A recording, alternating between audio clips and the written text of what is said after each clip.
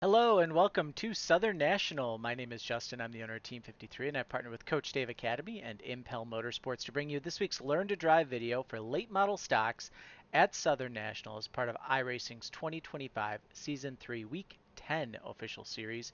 If you guys can, make sure you like and subscribe. It does a ton to help my channel. I'm a very small time racer here in Wisconsin. I've got a late model parked in my garage that I have not been able to race at all this season. We've been concentrating on my daughter Sydney racing go-karts. So we've had a ton of fun there with her.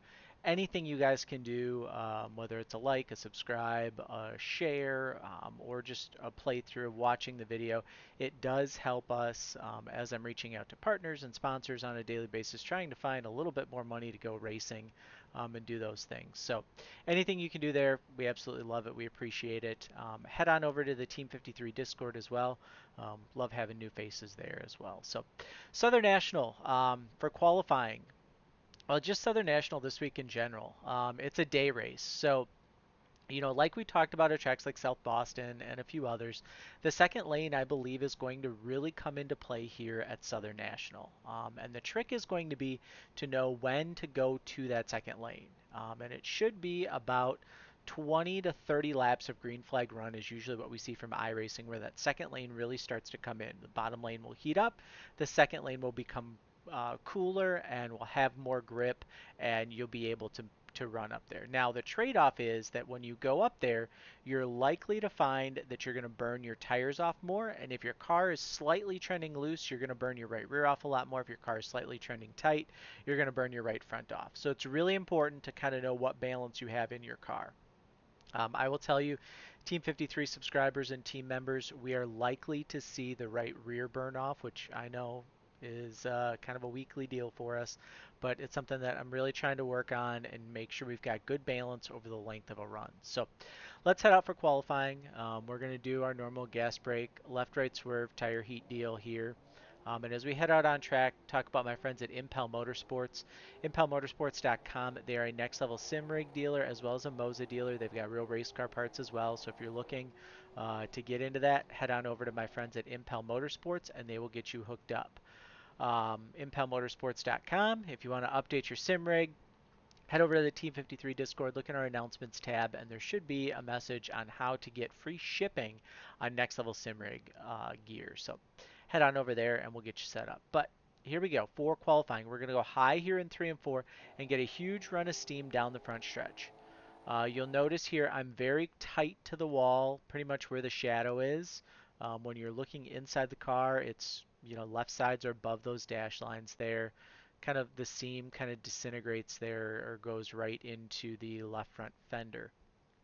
So we go down the front stretch, and then what we're going to do is we are going to look here a couple of dash lines after the start finish line. We're going to look to start to turn in. So two after, turn in, a little bit of drag brake, just set that nose, and then we're going to cross over this first dash line here. So you see how we kind of did that? We brought it in.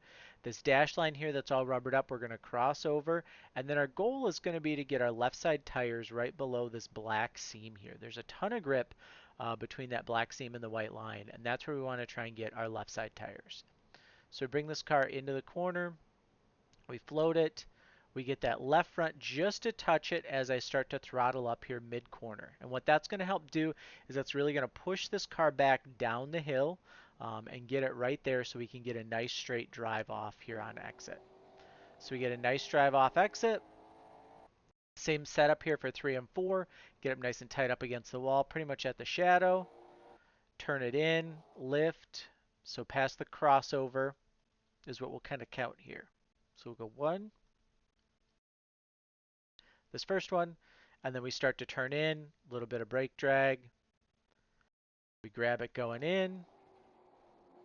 We get those left sides down there along that apron you can see there, right along that black seam, just like 1 and 2. And then it's just a nice hard drive off. And it gets you a 14.214. There's definitely more speed in the car. I really was concerned with just getting some good lap lines, some good drivability, and to kind of be able to show you guys where we're at here. So I have no doubt that by the end of testing, by the end of the weekend, we'll probably be looking at faster lap times. So let's go in the cockpit view and I will give you guys a lap inside the car presented by my friends at Overdrive Racing Oils and Lubricants. They are an independent AMSOIL dealer. Every time you use the link in the description of this video below, it helps keep the content on this page free. So the more you guys are buying from them, the better off content will be there, as well as my friends at Impel, and signing up for a short track season pass. We've got next season started. It's week 10. You sign up in week 10, you get access to the remainder of the season, plus all of next season for our $53 charge. So make sure you guys are signing up. But here we go, inside the car.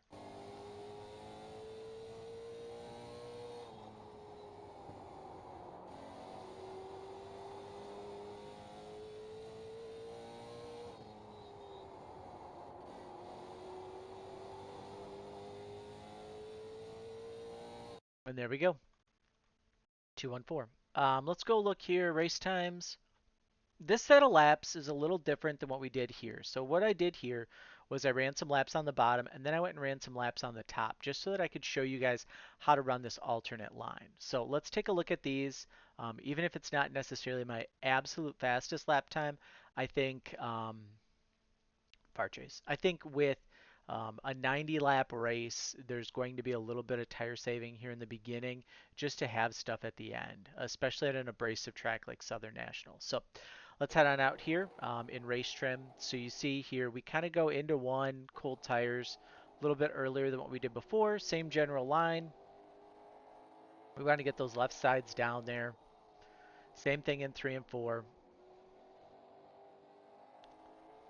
And then we're going to drive up. Now, some things to kind of keep in mind here. So we're braking, a little bit later, about 2 before the corner.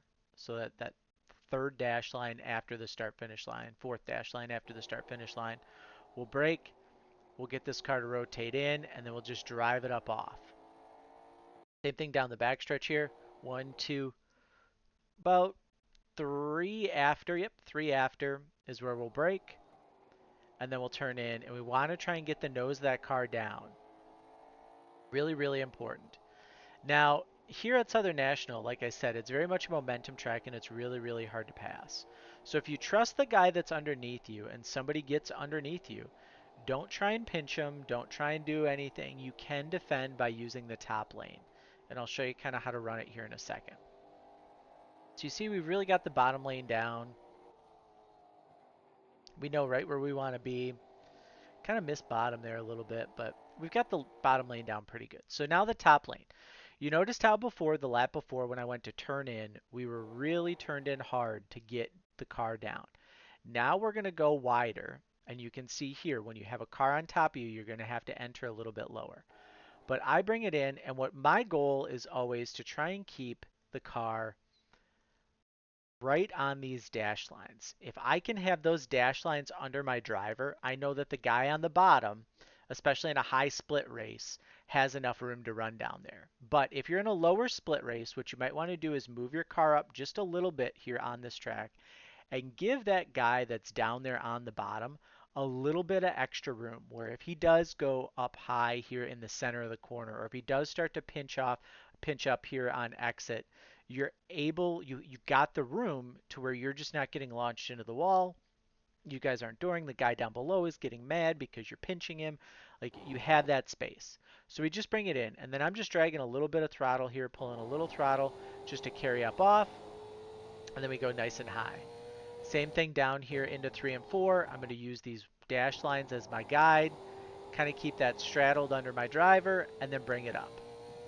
But again, lower splits, definitely going to want to give a little bit more room here, center exit, than what you will if you're racing in a higher split. The other thing to kind of take note of is going to be corner entry. The guy on the bottom, his whole goal is going to be to try and drive you up and bring you up here into this lighter gray here in the corner that I'm pointing out here with the mouse.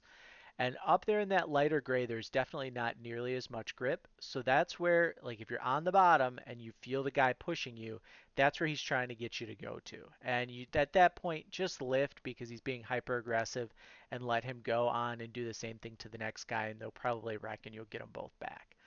But that's something that I would kind of keep in mind here. is just kind of watching. And you see here, this is me kind of giving a little bit more room on the bottom just to make sure, oops, let's go to a far chase, that they've got room. So it's really easy to run bottom lane, second lane. Like I said, you just want to try and get those left sides right on that dash line. If it's a higher split or you really know the person below you can really hold their line, then maybe you can look at straddling these dash lines through the corner. But in all honesty, you're probably not going to gain that much there. So passing zones here, entry of 1, entry of 3 are kind of the prime passing spots. Unless somebody gets loose, exit of 2 or exit of 4, that's kind of where you see all the passing being done is entry of corner here at Southern National. It's such a momentum-based track that it's really, really difficult to get a good clean pass. But when you do get one, excuse me, when you do execute a pass, it does feel very, very rewarding. So just kind of keep that in mind. Be ready for the bump and runs here through the middle, especially early in runs and things of that nature this week. It's Southern National. It's going to happen on iRacing. I wish it didn't, but it does. So, everybody's running the same gear, pretty much the same engines are in all these cars. So it's just really, really hard to differentiate and make that pass. So, um, yeah, so we'll get you guys squared away this week. Make sure you sign up team53racing.com.